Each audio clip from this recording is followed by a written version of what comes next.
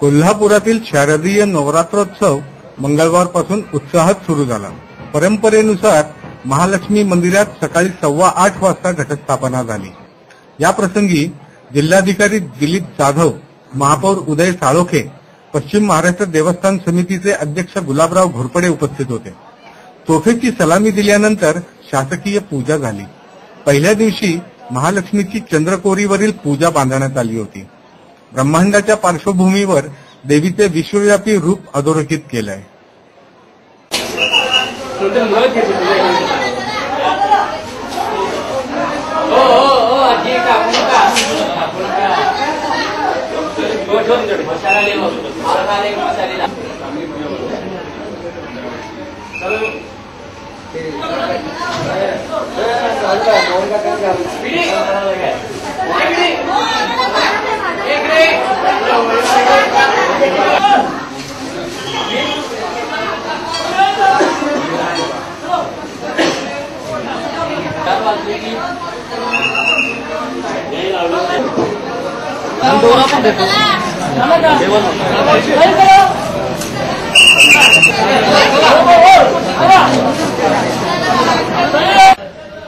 आज अश्विन शुद्ध प्रतिपदा अर्थात घटस्थापना।